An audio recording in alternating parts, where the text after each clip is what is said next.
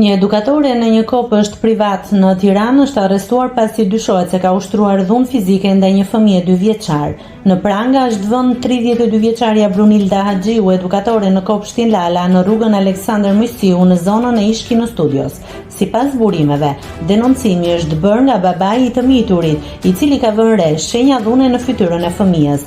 Fillimisht ai e ka dërguar 2 vjeçarin në spital, ku pas ekzaminimeve janë konstatuar një nxirje në faqe dhe shenja skuqjeje pranveshëve.